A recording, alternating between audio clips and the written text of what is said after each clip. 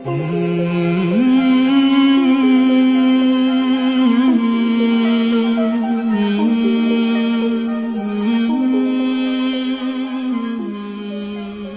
को आज़ाद हुए 70 साल हो गए, लेकिन इन 70 साल में किसी भी सरकार ने, चाहे आज की सरकार हो या पिछली सरकारें हो, किसी ने भी मुल्क की आवाम को ये भरोसा नहीं दिया कि अगर तुम्हारी तबीयत ख़राब होगी, तुम्हें कुछ होगा, तुम्हें एक बेहतर हेल्थ केयर सिस्टम मिलेगा, अच्छे अस्पताल मिलेंगे, अच्छे डॉक्टर्स मिलेंगे, अच्छी नर्सिंग केयर मिलेगी। तो क्यों नहीं दिया सरकारों ने भरोसा? क्योंकि हमने कभी मांग नहीं की इस बात की। क्या आपने कभी भी सुना है कि मुल्क में कहीं भी, किसी भी सूबे में, किसी शहर या कस्बे में इस बात को लेकर प्रोटेस्ट हुआ है या मुजाहरा हुआ है कि हमें हमारे शहर में अच्छा अस्पताल चाहिए, डॉक्टर चाहिए, मेडिकल कॉलेज चाहिए? नहीं।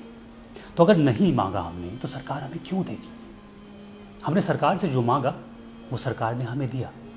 हमने सरकार से मांग की कि हमें ऐसे हिंदू और मुसलमान चाहिए जो एक दूसरे के सीने पे खंजर घोंप सके, तो सरकार ने हमें दिया।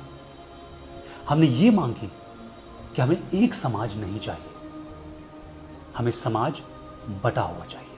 हमें हिंदू, मुस्लिम, सिख, ईसाई, ब्राह्मण, दलित, upper caste, lower caste, ST, SC, शिया, सुन्नी, Marathi, Bengali, Gujarati, North Indian, South Indian, ये सब चाहिए। तो हमें दिया गया, लेकिन हमने कभी हेल्थ केयर सिस्टम मांगा ही नहीं। और इस कोरोना ने इस पूरे हेल्थ केयर सिस्टम की कलई खोल दी, पोल खोल दी है। ज़रा सोचिए, अगर मैं आज की बात करूं तो सरकारी डेटा के मुताबिक 6 लाख से कुछ ज़्यादा पॉजिटिव केसेस हैं कोरोना के। 60% से बेहतर रिकवरी रेट है, मतलब 3.5 लाख लोग तकरीबन ठीक हो चुके हैं। 20,000 से ज़्यादा लोगों की मौतें हुई हैं। मतलब अगर देखिए सरकारी डेटा के मुताबिक तो लगभग 2.5 से 2.25 लाख इन्फेक्टेड हैं इस वक्त हिंदुस्तान में।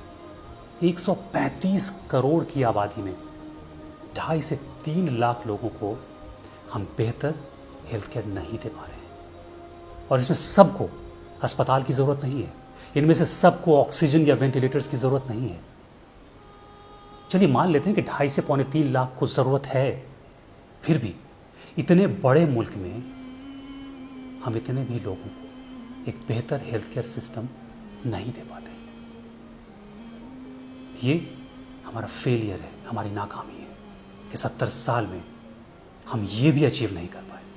आपको गुमान होगा, हमें गुमान होगा कि हम मून पे पहुंच चुके हैं, मार्स पे पहुंच चुके हैं, हमें इस बात का गुरूर है। लेकिन आज भी लोग, गरीब, मजदूर, किसान, बीमार अस्पताल के दरवाजे तक पहुंच नहीं पाते हैं। और अगर पहुंचते हैं तो उन्हें इलाज नहीं मिल पाता है।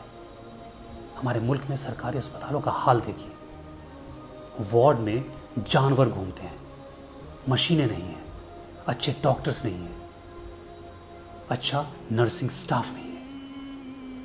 लोग क्यों जाते हैं प्राइवेट अस्पतालों में? क्योंकि सरकारी अस्पताल में सहूलतें नहीं हैं। तो क्या मुल्क का हर शख्स, हर बीमार प्राइवेट अस्पताल में जा सकता है? क्या ये हमारा हक नहीं है कि सरकार हमें सरकारी अस्पताल में वही सहूलतें दे जो प्राइवेट अस्पतालों में मिल रहा है? लेकिन ऐसा नहीं होता है। मैं आपको बताऊं, बात तकरीबन 30 साल पुरानी है। मेरे कज़न शाहिद भाईजान, हम तमाम कज़न्स में सबसे ज़्यादा हैंडसम और सबसे ज़्यादा स्मार्ट। बिहार पुलिस में थे तो फिट और बहुत एक्टिव थे। जब वो छुट्टियों पे आते तो पूरे ख़ानदान में रौनक रहती थी। उनकी शादी हुई और शादी के तकरीबन 1 साल के बाद उनके एक कुलीग उन्हें घर छोड़ने आए, ये कहकर कि उन्हें 1-1.5 महीने से फीवर रह रहा है और फीवर जा नहीं रहा है। वो थोड़े कमज़ोर हो गए थे। दूसरे दिन मैं, भाभी और हमारी मामी हम उन्हें लेकर दरभंगा के मेडिकल कॉलेज एंड हॉस्पिटल में गए, ये सोचकर कि मेडिकल कॉलेज है तो यहाँ केयर ज़्यादा अच्छी होगी। वहाँ उनको एडमिट किया गया। पहले दिन कोई भी सीनियर डॉक्टर नहीं आए। दूसरे दिन एक प्रोफेसर साहब अपने स्टूडेंट के साथ आए, उन लोगों ने आपस में बातें की और चले गए। तीसरे दिन जाकर एक सीनियर डॉक्टर आए। तब तक शाहिद भाईजान काफ़ी कमज़ोर हो चुके थे। डॉक्टर ने देखा, कुछ टेस्ट वगैरह लिखा। शाहिद भाईजान कुछ कहना चाह रहे थे तो उन्होंने हमसे इशारे से पेन और पेपर मांगा। हमने उनको दिया, लेकिन इतनी ज़्यादा कमज़ोरी थी, हाथ इतने ज़्यादा उनके कांप रहे थे कि वो कुछ लिख नहीं पाए। डॉक्टर ने कहा कि इनको एक यूरिनरी कैथेटर लगेगा, वो लगा दिया गया। हम सब इस इंतज़ार में थे कि रिपोर्ट्स आएंगी, तशख़ीस होगा, डायग्नोसिस होगा, और फिर इलाज शुरू होगा और शायद भाई ठीक हो जाएंगे। उस रात मैं अपने एक रिलेटिव के घर चला गया। दूसरे दिन मैं अस्पताल पहुंच पाता उससे पहले ये खबर आई कि शाहिद भाईजान नहीं रहे। समाज को ये यकीन ही नहीं हुआ, सुनकर ये यकीन ही नहीं हुआ कि ऐसा भी हो सकता है। एक मामूली से बुखार से जान कैसे जा सकती है। लेकिन जब सच सामने आया तो बेहद खौफनाक था। दरअसल जो उनको कैथेटर लगाया गया था उसमें कुछ इन्फेक्शन हुआ और डॉक्टर ने कहा कि इसको चेंज कर दिया जाए। जो नर्सिंग स्टाफ था वहाँ का, उन्हें कैथेटर चेंज करना आता ही नहीं था, उन्होंने पुल कर लिया, जिसकी वजह से ब्लीडिंग हुई, और इतनी ब्लीडिंग हुई और किसी भी सीनियर डॉक्टर ने आकर नहीं देखा क्योंकि अवेलेबल ही नहीं थे। और उस ब्लीडिंग की वजह से शाहिद भाई की जान चली गई। ये था नर्सिंग केयर, ये था मेडिकल केयर। एक अच्छे खासे इंसान एक लापरवाही की वजह से अपनी जान गंवा देता है। ये मेडिकल नेग्लिजेंस था। और कमोबेश 30 साल के बाद आज भी मुल्क के ज़्यादातर सरकारी अस्पताल, कुछ को छोड़कर तकरीबन वही हालात हैं। 30 साल में हम नहीं बदले हैं, चाहे वो बिहार के अस्पताल हो या मुल्क के किसी भी हिस्से का अस्पताल हो। और शाहिद भाईजान ने उस वक्त जान गंवाई जब वो और भाभी अपना पहला बेबी एक्सपेक्ट कर रहे थे। सबकी तो दुनिया ही बदल गई। भाभी की तो खैर ज़िंदगी बदल गई।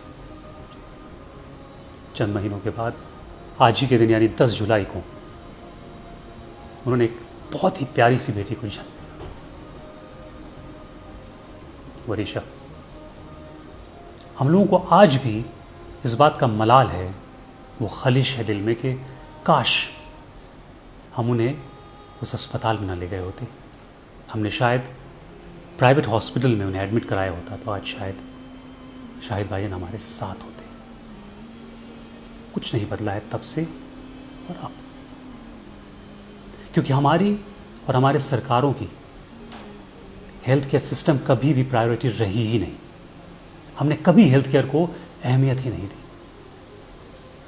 मैं एबीपी न्यूज़ के लिए एक शो करता था, डॉक्टर ड्रामा सेकेंड ओपिनियन। और आप ये जानकर हैरान हो जाएंगे कि जब मैं रिसर्च कर रहा था, जब उसकी स्क्रिप्टिंग हो रही थी, ऐसे ऐसे केसेस लापरवाही के, मेडिकल नेग्लिजेंस के आ रहे थे कि होश उड़ जाए।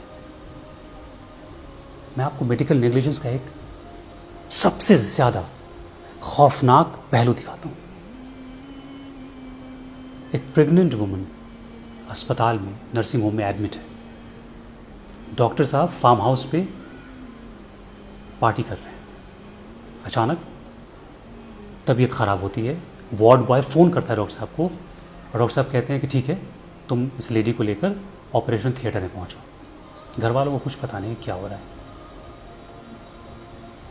वार्ड बॉय ऑपरेशन थिएटर में उस लेडी को लेकर जाता है और डॉक्टर साहब फ़ोन पर वार्ड बॉय को ये बताते हैं कि ऑपरेशन कैसे करना है। और कमाल की बात यह है, ताज्जुब की बात यह है कि उस वार्ड बॉय ने ऑपरेशन कर दिया और ऑपरेशन टेबल पर ही माँ और बच्चे दोनों की मौत हो गई। ये हमारे ही मुल्क में हुआ है। ये फिल्मी कहानी नहीं है, ये हकीकत है। ये है हमारा हेल्थ केयर सिस्टम। हमारे एक बेहद अजीज़ दोस्त हैं, डॉक्टर हैं, doctor Anshuman Kumar, cancer surgeon हैं, अच्छी जॉब है, इस्टेब्लिश डॉक्टर हैं, मशहूर डॉक्टर हैं। ताल्लुक़ उनका बिहार से है और वो अक्सर बिहार जाते हैं। Free OPD, cancer awareness camp, ये सब कुछ करते रहते हैं। आप कभी भी उनके पास अगर आधे घंटे के लिए बैठ जाएं तो 10 कॉल्स तो आती हैं जो उनसे सलाह मशवरा करते हैं फ़ोन में। डॉक्टर साहब अपना ये फ़र्ज़ समझते हैं कि वो दिल्ली से बिहार जाते हैं अवेयरनेस कैंप्स के लिए, फ्री ओपीडी के लिए, चेकअप्स के लिए। इन डॉक्टर्स को इस बात की ज़रूरत इसलिए पड़ती है क्योंकि हमारी सरकारें नाकाम रही हैं हेल्थ केयर सिस्टम देने में। हम तो ये भी नहीं कह सकते कि इस वक्त हमारा पूरा हेल्थ केयर सिस्टम कोलैप्स कर गया है, क्योंकि कोलैप्स करने के लिए भी एक स्ट्रक्चर की ज़रूरत होती है। लेकिन हकीकत ये है कि हमारे मुल्क में हेल्थ केयर सिस्टम कभी रहा ही नहीं, हमने उसे अहमियत ही नहीं दी, ना हमने और ना हमारी सरकारों ने। और हकीकत यही है कि इस कोरोना ने बची खुची जो हमारे अंदर एक आस थी, जो उम्मीद थी, उसे भी ख़त्म कर दिया है।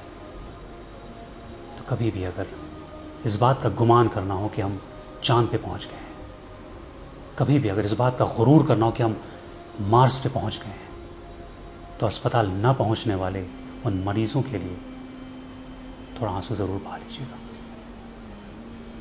और हो सके तो आने वाले दिनों में जब हालात बेहतर हों तो अपने सूबे की सरकार से, अपने मुल्क की सरकार से एक बेहतर हेल्थ केयर सिस्टम ज़रूर मांगिएगा, क्योंकि यही हमें आगे ज़िंदा रखने में काम देगा।